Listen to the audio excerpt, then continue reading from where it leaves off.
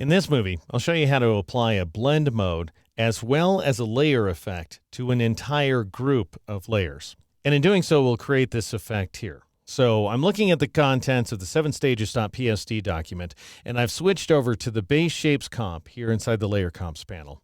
And you can see that we're seeing through the shapes to the template layer below. And I've also assigned a stroke around the contents of all of the shapes as a whole, as opposed to each shape independently. We're going to start off inside of this document, in which I've switched to the additional shading comp that we created in the previous movie. And I want you to notice over here in the Layers panel, in order to make some of the other comps work that I created for you in advance, I've created this larger group called Arms, Body, Legs, Ears that contains the arms, body, legs, and ears groups. So I just want you to note that that's there.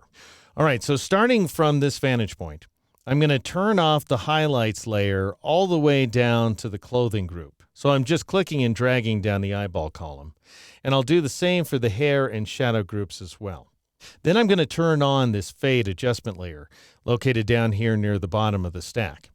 The next step is to go up to the select menu and choose Find Layers, or you can press that keyboard shortcut, in order to activate the name option. And I'm going to enter the word fake, which brings up the two fake ear layers, and I'm going to turn both of those guys off. Then I'm going to switch from name to effect, and I'm going to change the effect to inner shadow, which is going to bring up a whole slew of layers here. Now, I want to be able to see their layer effects, so I'll press the Alt key or the Option key on the Mac and click any of the down pointing arrowheads on the right side of the panel in order to expand all the layers. And then I'll scroll down to the bottom of the list, at which point I'll see the outer ear R layer. I want to turn the stroke on, so go ahead and do so before we turn the inner shadow effect off, and then turn off inner shadow, at which point that layer will go away. Go ahead and turn off the inner ear R layer entirely, that is, turn off its visibility. Then go up here to outer ear L, turn on its stroke, and turn off its inner shadow, and it will disappear. Then turn off inner ear L entirely as well. And again, there's a lot of busy work associated with generating these layer variations, but in the long run, it's worth it. I'll go ahead and scroll up the list so I can see the leg layers, and I'll turn off the inner shadow for leg R as well as for leg L, and then I'll turn off the inner shadow for the body layer as well. Now scroll up the list and turn off the button layer as well as the two layers below it, which represent the belly and the sort of rippling abs. All right, now we need to get rid of these shadow layers here. And the easiest way to do that is to change the search criteria in the upper left corner of the Layers panel from Effect to Color, and then change the color from None to Violet. Now press Ctrl-Alt-A or Command-Option-A on the Mac in order to select all of those violet layers. Then right-click in the eyeball icon and choose Hide This Layer in order to make all that shading go away. Now you'll want to clear your search criteria by pressing the Alt key or the Option key on the Mac and clicking on the switch icon.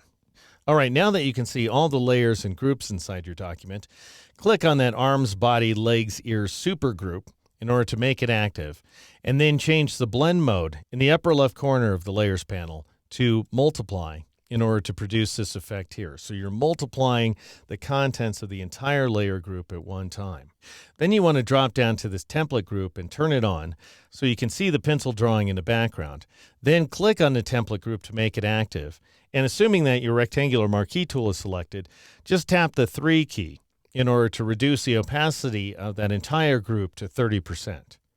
Then go ahead and return to the Arms, Body, Legs, Ears supergroup and drop down to the FX icon and choose Stroke in order to apply a stroke to the contents of all of these layers at once. Make sure position is set to outside here inside the Layer Style dialog box. The blend mode should be normal, the opacity should be 100%, the color should be black. And now just go ahead and dial in a really big size value like 12 pixels, and you can see that you're stroking not each independent layer, but rather the group as a whole, which is an extremely powerful option here inside Photoshop. Now I don't want it to be that thick, so I'm going to drop the value down to 6 pixels and then click OK to create the effect you see on screen. Now let's go ahead and save off our work as a layer comp by clicking on the little page icon at the bottom of the Layer Comps panel, Make sure that visibility and appearance are turned on and that position is turned off. And go ahead and call this new comp base shapes and click OK. We want the base shapes to appear right between template and facial features. So just go ahead and drag it up the list and drop it into place. And now if you click forward here to facial features, for example, you'll see that stroke disappear and you'll see that everything is working exactly the way it's supposed to.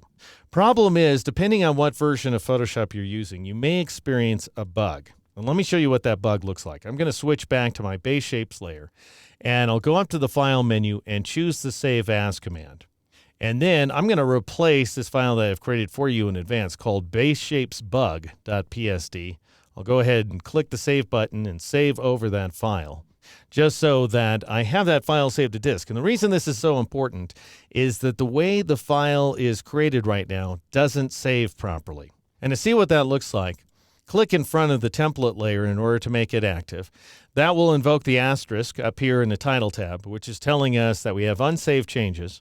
In order to restore the saved version of the file and thereby demonstrate that what we've done so far didn't get saved properly, go up to the File menu and choose the Revert command. And then a moment later, you should see the stroked version of those shapes.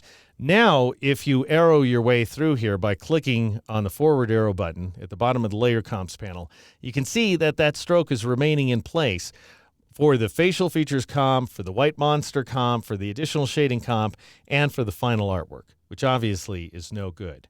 So what we've got to do to solve the problem is click in front of facial features in order to make it active, then go over to the Layers panel, make sure that you can see the effects that are assigned to the group, and go ahead and turn off effects. Now Photoshop shows you that you're no longer matching any of the comps because the little page icon doesn't appear inside facial features. To update that comp, drop down to the update icon and click on it. Then advance to white monster by clicking the right pointing arrow down here at the bottom of the panel.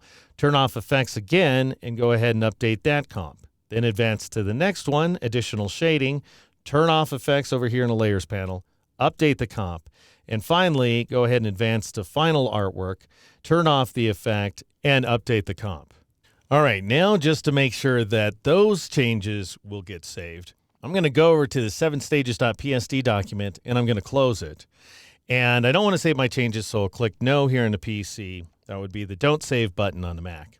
And then with my file in progress up on screen, I'll go up to the File menu and choose the Save As command. And then I'll just go ahead and recklessly save over that 7stages.psd document. If you prefer not to damage that document, then you can give your file a different name.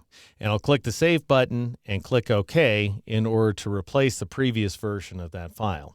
And after a few moments, when I see that the file is saved, I'll just go ahead and switch to any old comp, such as base shapes here. That will invoke the asterisk up here in the title tab, which tells me that I have unsaved changes. So let's go ahead and load the saved version of the document by going to the File menu and choosing the Revert command. And a second or two later, I'll see the final version of the artwork. I'll switch back to base shapes with its thick stroke, and then I'll advance to the other groups. And sure enough, those thick strokes are going away because I turned off the effect assigned to that arms, body, legs, and ears group. So it's a little bit arduous where the layer comps are concerned. But that's how you go about assigning a blend mode as well as a layer effect to an entire group of layers, as well as save out a layer comp and troubleshoot your other comps here inside Photoshop.